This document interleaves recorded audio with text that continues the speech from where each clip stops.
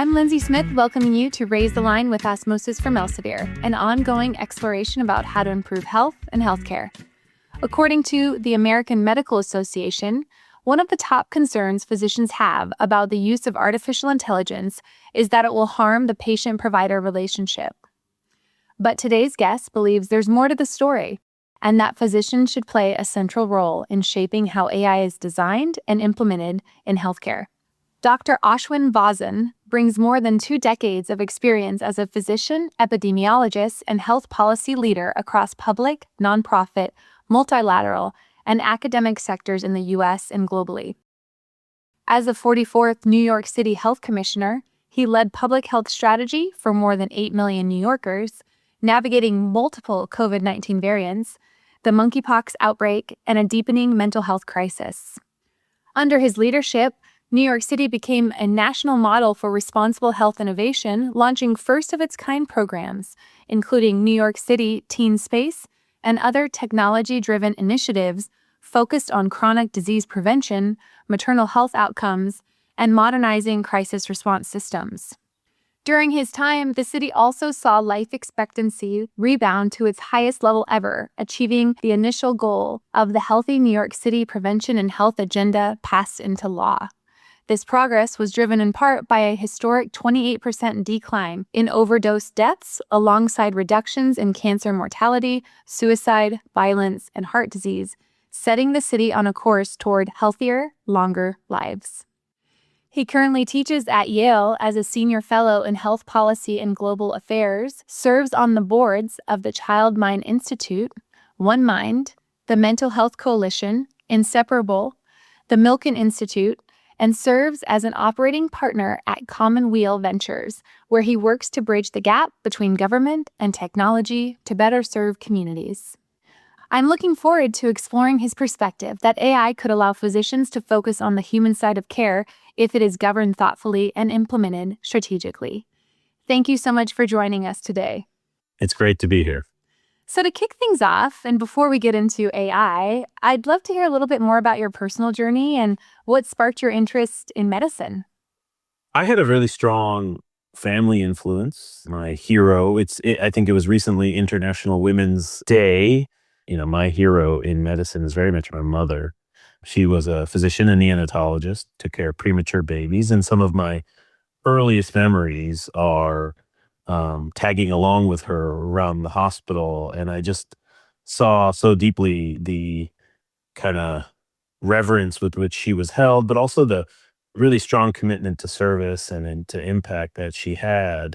And that lasted throughout my life because I saw these babies and their families kind of grow along with my mother. And every year they would kind of keep in touch.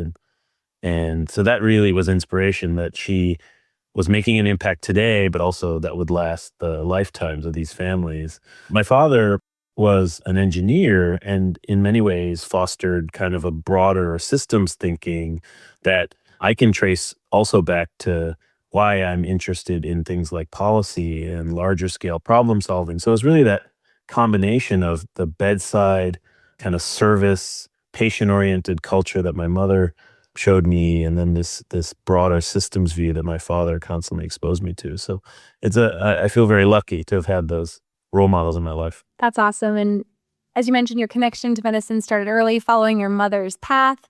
You saw firsthand how transformative that compassion care can be. And it sounds like both the experience from your mother and father really kind of laid that foundation for everything you've gone on to do since then. Yeah, they were such great role models. And a lot of what I do is just to make them proud, but also to carry on their mission and the way that they lived their lives and the impact that they wanted to make in the world. Yeah. I think that foundation makes your early career even more interesting because you decided not to stay close to home. You stepped directly into some of the most challenging public health environments in the world when you worked on HIV and AIDS and broader public health initiatives across several African countries. Can you talk about what pulled you to do that work and how did those experiences shape the way that you lead today? Yeah, just tracing it back to my origin story, I think really understanding where I came from and the fact that, I had family members living in conditions in India that were so different to the ones I grew up in here in the US, and kind of this notion of two worlds and deep disparities.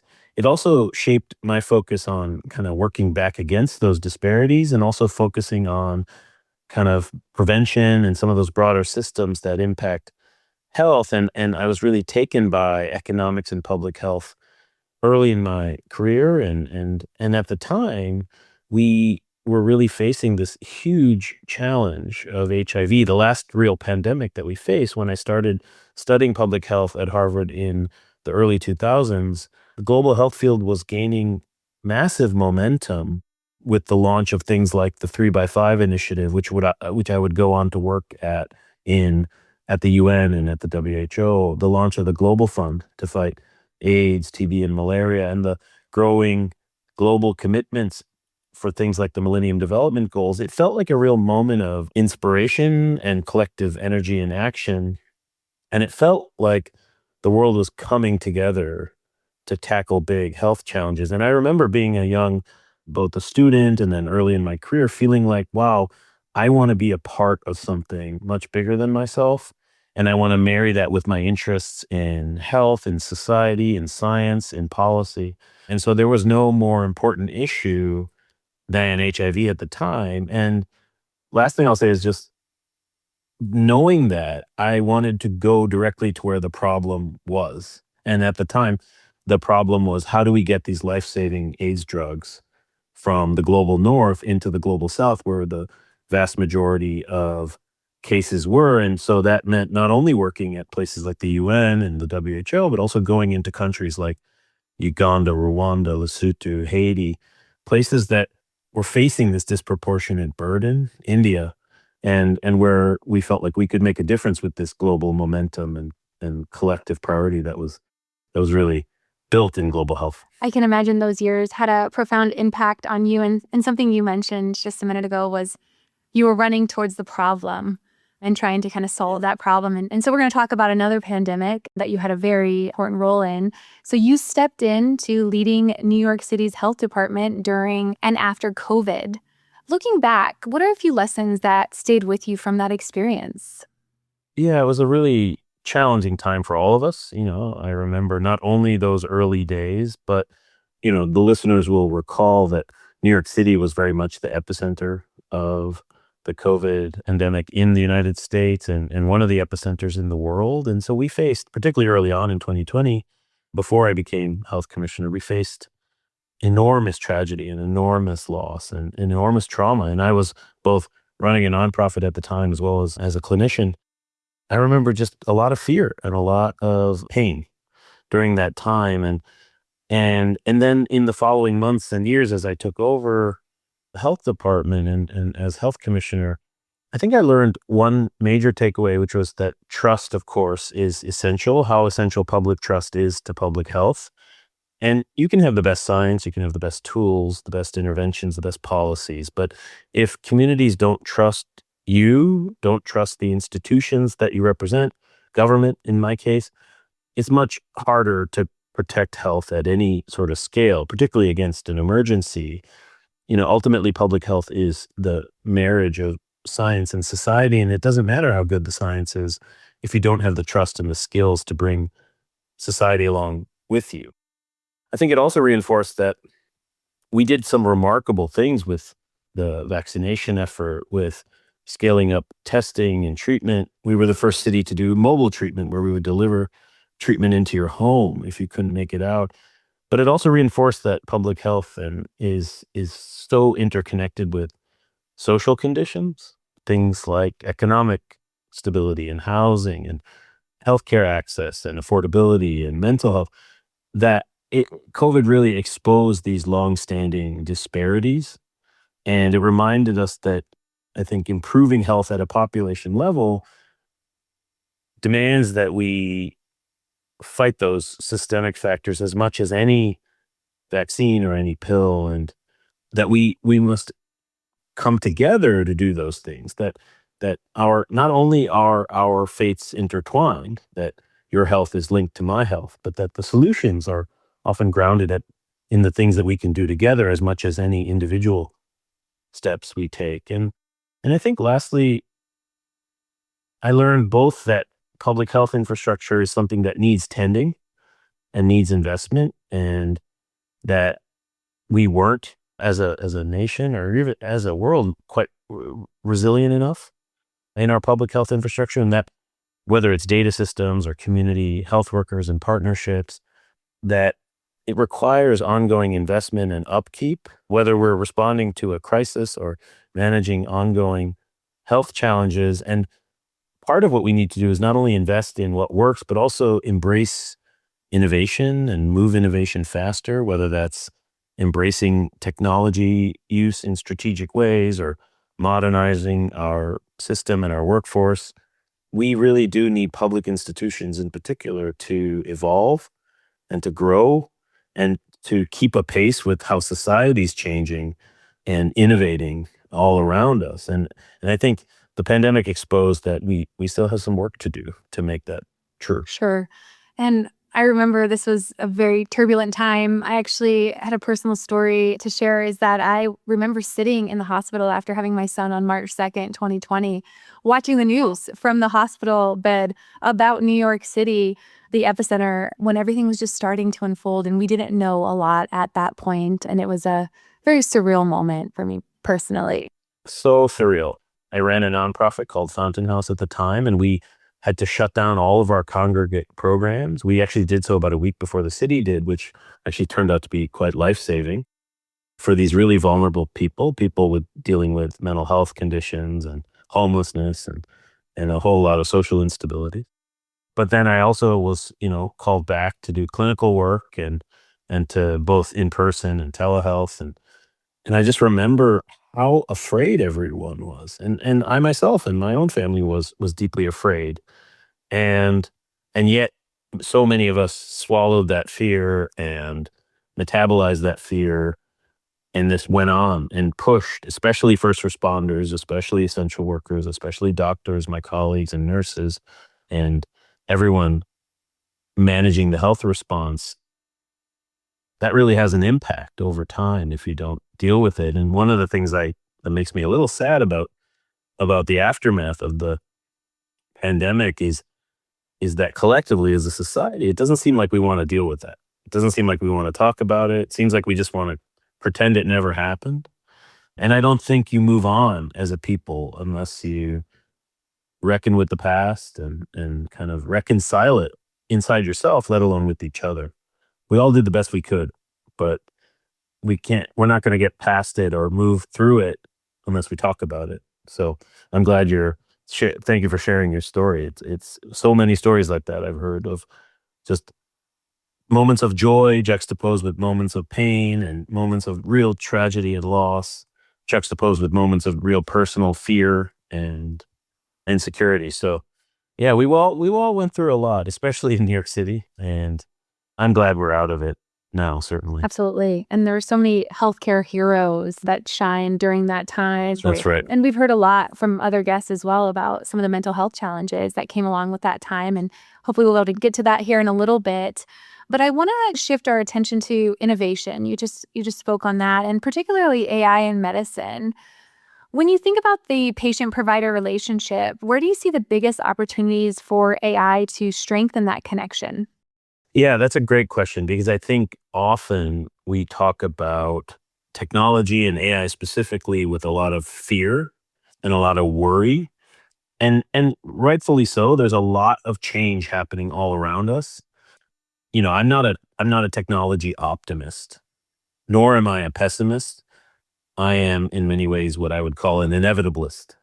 And that means it's happening. And so I think it behooves your listeners, everyone, to engage with this technology, to learn it, and to not simply fear it or promote it, but rather help steer it in the directions that we want as a society, and especially physicians and trainees to really think, how is this going to impact my work? Now, if I am being optimistic for a moment, I'm hopeful that AI will help clinicians get back to the very basic reasons why we went to medicine in the first place, which is to help people.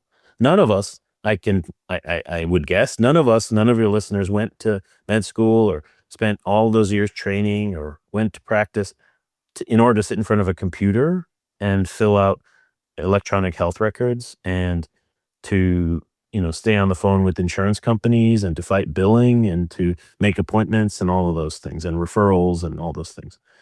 There's a promise of AI to reduce that burden, whether it's administrative tasks, documentation, data entry, patient navigation. I mean, there are lots of ways in which AI is already starting to reduce that burden, whether it's, ambient listening in scribes or, automated reads of things like radiology or laboratory results. There's lots of ways in which AI can hopefully free up more of our time as clinicians to actually do the things which we love most, which is spend time with people and be their counselor and be their shepherd through not only a complicated system, but at one of the lowest moments in many people's lives, which is navigating a major health challenge. I hope that AI can help responsibly reduce that load and to increase things like time and presence and give us back the chance to do things like meaningful communication. And, so often I've been in a position as a primary care provider where I felt stretched. And in many places, or for many people, it drives them out of care, it drives them into other fields because nobody wants to sit with patients for 15 minutes where most of their attention is drawn towards the computer. Abraham Verghese, who's the great professor at Stanford, talks a lot about the eye patient, you know, these terminals with which we sit at in order to interact with an actual human being, which is sitting right across from you. And I hope that's one area in which it will free up clinicians' time. Another area I hope it will help is helping clinicians synthesize, large amounts of data and information quickly, which can support better decision making, faster decision making, and maybe even more tailored care, and over time also reduce medical errors and make care safer, better quality, and more reliable. I think that some of the data suggests that only about 50% of patients in America get evidence-based care, and that can't be the case, right? We've got to increase that. We've got to increase that and improve that. And if we can deburden clinicians by helping them with some of the synthetic elements of mastering medical knowledge, I think that could help. It doesn't mean it takes humans out of the loop. It doesn't mean that your job is any less important. In fact, it's more important to synthesize that information for your patients. But if there are tools that can help you to augment your work, not to replace it, and while keeping that very human relationship at the center of medicine, at the center of care, I think that there's a lot of potential. Ultimately, AI needs to be a tool that doesn't break down trust or empathy or clinical judgment, but rather helps enhance those things. That's an encouraging way to look at it, and I think a lot of people will appreciate that framing. So, building on that, you've emphasized that AI's impact really depends on how thoughtfully it's implemented. In practice, what does that look like in the clinical setting? Yeah, look, I mean, a lot of what I'm saying is my hopes and I'm speculating and not speculating at least to the degree that this is the future of AI in medicine that I want. Is it going to be the future of AI in medicine that we get? That remains to be seen. And that's largely not because of the technology itself. The technology itself is actually fairly agnostic. It's how do we as humans, as leaders, as systems, care systems, insurers, pharma, all the key players in the healthcare system, how do we implement those in our systems? Do we implement them for all the reasons I described, to make care better, to increase trust, to free up time? Or do we implement them simply to maximize revenue, to increase, to unfortunately increase costs, not decrease costs? These are the things that are central to the future. And we need smart leaders we need thoughtful leaders to step up and say, let us help steer this technology towards the healthcare system we always wanted, which is where everyone has access to care, where we have universal access, where that care is affordable and accessible, where that care is high quality, and importantly, and I haven't touched upon this yet, where that care is delivered equitably and fairly, right? Everyone deserves a fair shot at a healthy life. And we need to be deploying AI in ways that enhance fairness, not just efficiency for its own sake. Where is AI already working, and where is it already deployed in our system? Well, so much of where it's deployed is in parts of medicine that clinicians don't see a lot of. So that's one area of implementation. I'm talking about back end things on the provider side, for instance, things like billing and claims submission on the part of the provider to the payer, in terms of account management and billing at the patient level. On the payer side, it's being used already in terms of claims adjudication, in terms of payment processing, in terms of prior authorizations. So those are all parts of the system that they're unfortunate parts of the system that are just the unfortunate reality of how we pay for care. A lot of that is getting automated behind the scenes, and the majority of clinicians, your students, won't interact too much with those things, but they should know that those things are happening in the background. Now, on the provider side, there's some very exciting things happening. So let's start with one. One is just medical imaging and diagnostics, where we're seeing AI tools being deployed in things like radiology, designed for fields like pathology and cancer screening. Things that AI is doing with a level of sophistication that in many cases is surpassing what an ordinary human can do, at the very least augmenting their good clinical judgment. So that's a very exciting application. There's still, lots to be worked out, lots to be kind of standardized across settings and obviously regulated, but there's some promising technologies out there already in the radiology space. Another is in clinical decision making. Companies like Open Evidence have built extraordinary technologies that are helping providers synthesize vast amounts of information in the medical literature.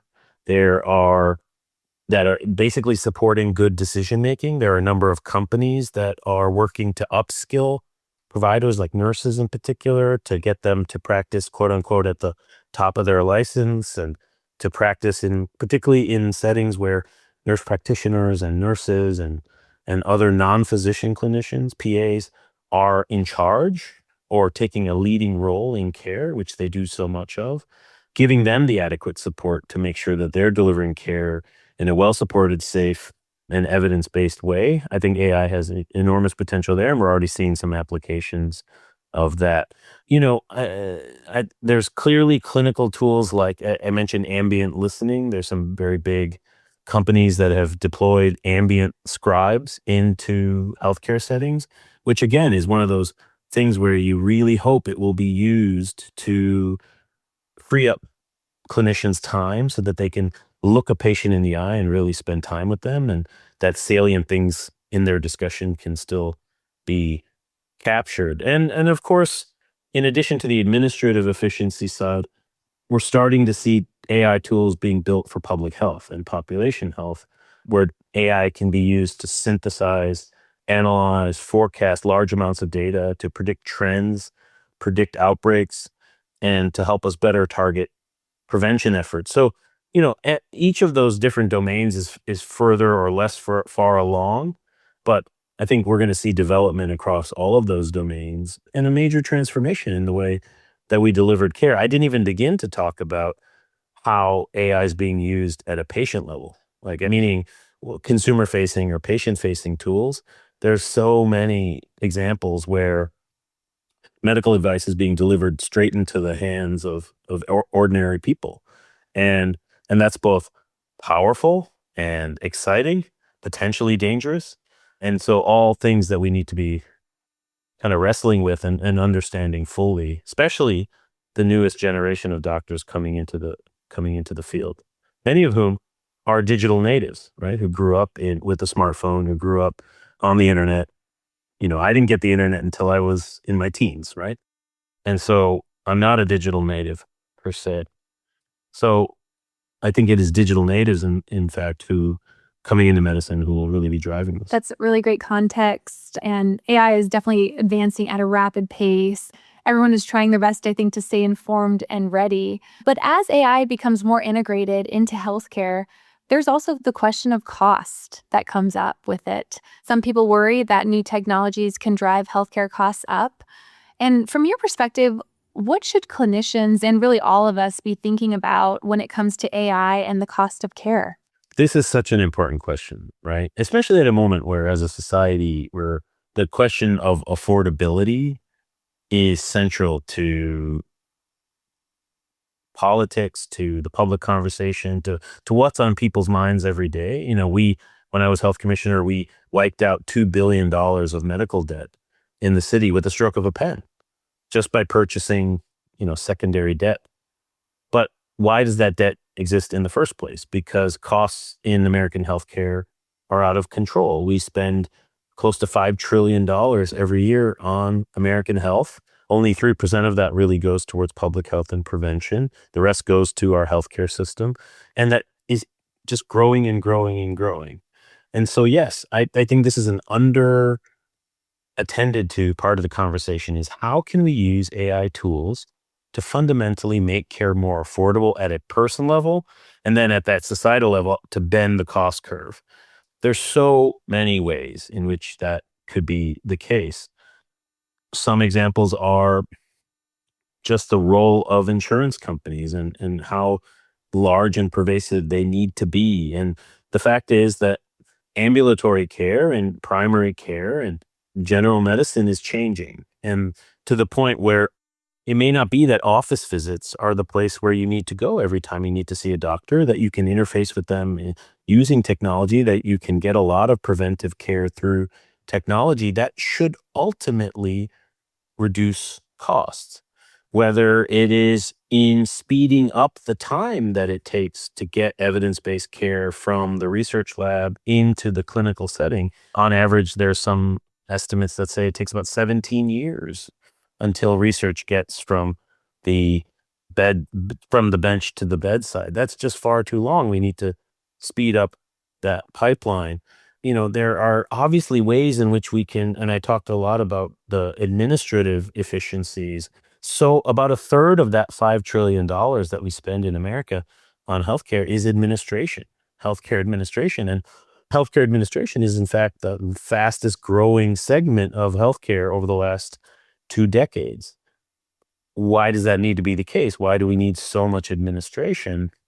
Well, those are things that we should be thinking about using AI responsibly. Now, look, there's all sorts of labor implications and other trade-offs that we need to make, but we need to be having those conversations openly and ensuring that cost and affordability of care is top of mind as we're designing the implementation of AI in these different points in the system. Otherwise, we are simply just going to layer on AI and actually use it to just extract more revenue and increase costs to ordinary Americans. And that would be I think, a missed opportunity. So we have a real opportunity over the next couple of years, not too long. It's going to take a couple of years. We only have a couple of years with the pace with which this technology is moving. I think we've got a couple of years to figure this out. And so the question is, are we going to figure this out? And who is willing to have that tough conversation as a society about technology and its role in democratizing care? Such important points that you touched on there, and affordability and accessibility is always part of the conversation in healthcare, and AI is no exception. I want to pivot and talk a little bit about Osmosis. So as you know, we are a teaching company and we love to fill knowledge gaps. I wanted to ask you if you think there is a topic that Osmosis should make a video about that deserves more attention. Well, I think your last question is a perfect. Too many clinicians don't really understand how the U.S. healthcare system is set up, why it's set up that way, and who pays for what. And across each of these transactions, who wins and who loses in each scenario. I think it's essential that clinicians learn the basics of health policy and the basics of healthcare administration, if only to just understand the different friction points and the pain points and why things are the way they are. I mean, the number of times I've been sitting in a hospital or sitting in a clinic, scratching my head as a med student or a junior clinician and saying, why is it like this? Does it have to be this way? Well, there's always a reason. Not only can you follow the money, but you can follow the policy and follow the history. So I think a primer for everyone would be really useful. Going back to the origin of health insurance, going back to the origins of Medicare and Medicaid, going back, even reviewing Obamacare and how that transforms certain aspects of care. I think it's really essential that every clinician learns about the basic structure of how healthcare is paid for and how policy sets that up. And then as they come into the field and are using technology, they'll have a better understanding of where the pain points are and maybe where technology can be used to fix those pain points. So I think that's really important. Maybe another topic just to add is communication. I think with the advent of technology, clinicians, I don't think spend enough time really working on their communication skills, but we know how important they are to build trust and to really build rapport. I used to say when I was practicing primary care that the purpose of the first visit is to get a second visit. I often saw trainees, and I've been guilty of this too, of trying to overwhelm the visit with too much information or try to get everything done in a certain amount of time instead of saying, let me get one or two things done with this person I've just met. And then I'm going to build enough trust to get them to come back in a week or two and finish up the rest or to follow up or come back in a month and kind of track these studies. That was a learning point for me of just trying to really focus on the way that I communicated, the language I used, and how to use that as an opportunity to engage people at a moment where all of our attention is devoted to, or so much of our attention is devoted to technology and engaging online and less time in real life. I think it's even more important for clinicians to review the basics of shared decision making, of strong medical and public health communication. And so that could be a really important topic to review for your listeners and your trainees. Those are great suggestions to play that back, to focus on health policy, administration, and medical communication. We're always looking for areas where we can help learners prepare for practice. I want to ask you another question for our listeners. Most of our listeners are students or early career health professionals. What advice would you give them about navigating the challenges of this moment and building a meaningful career in medicine? Well, I kind of bring it back to where we started the conversation, which is not, motivations. Why did you get into this field in the first place? I think it's really important for all people in medicine to stay connected to the core reasons why they're in this field in the first place, because it helps you remember who you are as a person. It helps you structure your core beliefs and your values. And and it's essential that those are clearly articulated in your mind and that those values are clearly embedded in your heart in a world that is so volatile and rapidly changing, and where all these outside forces are coming into your daily work and your daily life and all around you, your ambient life, that it could cause you to be thrown off track. Whether that's, it is a big deal for a public servant like me to start working in technology, to start working in venture capital. Why did I do that? Because fundamentally, I see a societal shift happening, and I want publicly minded people focused on public impact, people interested in fairness and opportunity to be at the table when these big decisions are getting made about how to implement technology. If we're not at the table, as the old saying is, if you're not at the table, you're on the menu. And I worry that the public interest could be lost very quickly in this rush to implement AI. And so I want to not only learn and engage as much as I can with founders, particularly founders who are interested in working with the public sector and with the government, which is the focus of my firm, Commonweal.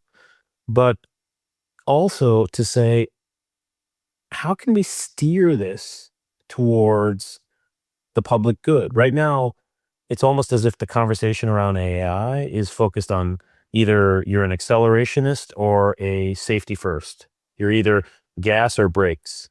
But no one is talking about steer. No one is talking about who's in the driver's seat and who's steering this AI policy, and particularly in healthcare.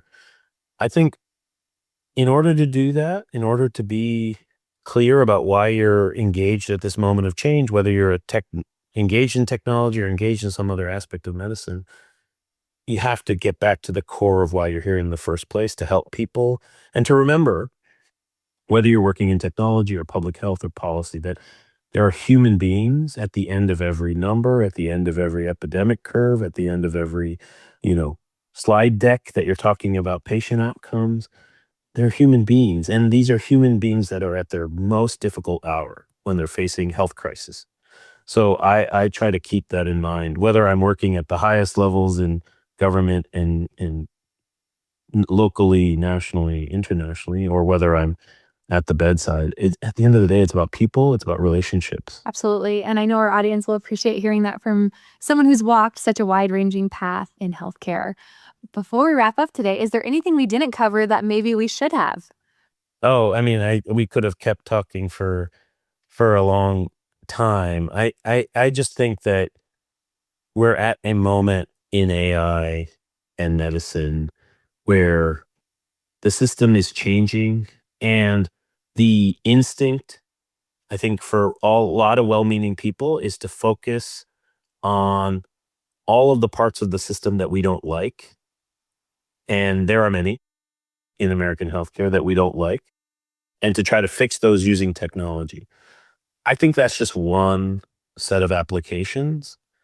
I think we need to be stepping back and doing the kinds of things that we talked about related to policy and cost, but also thinking about the bigger why. Why are we doing this? Well, I think if we're being honest, we have to get back to a world in which technology is serving a clinician's ability to spend time with people, to be a good steward, to be a good accompanier, to be a good translator and sense maker for patients, particularly the vulnerable. And when technology doesn't do that, which a lot of current technology doesn't do, right? Whether it's electronic health record or any of the other parts of the tech infrastructure in American healthcare, we need to really question why it's there and who benefits from having it there. That's where those questions of AI implementation, tech implementation, and cost are really important to link. Because the reason that a particular technology is brought into your hospital or your clinic or your health system needs to be really, the everyday clinicians need to ask, wait a minute, why is this here? Is this making my life better, easier? Is it making my patient's life better or easier? Or is there some other gain, financial gain, administrative gain? And I think those are questions that need to be out in the public, because I don't think we're going to have another moment like this for a while, where over the next, 3 to better part of the next decade, I think we're going to see some pretty dramatic shifts in the way American medicine is done. And I think it's important for clinicians to be at the table and to really have a voice and center themselves and the patients at the core of this work. I'm glad you brought that up. It's a great note to end on. Technology needs to help providers do what they do best, which is help people. Thank you so much for being with us today. Yeah, big pleasure. Thank you for having me. Thank you so much for being with us today, Dr. Vasan. As we close, I'm struck by Dr. Vasan's blend of optimism and pragmatism. While many clinicians worry that AI could weaken the human connection in medicine, he offers a compelling alternative. With thoughtful governance and smart implementation, AI could actually strengthen that connection by freeing physicians to focus on what only they can do. His decades of leadership across public, mental, and global health, and his experience guiding New York City through the COVID-19 crisis underscore that technology's impact ultimately depends on the people and values shaping it. If AI is going to enhance rather than erode the patient-provider relationship, it will require exactly the clarity and purpose Dr. Vasan brings to the conversation. We can't wait to see what he does next and how his work continues to influence the field. I'm Lindsey Smith. Thanks for checking out today's show. Remember to do your part to raise the line and strengthen the healthcare system. We're all in this together.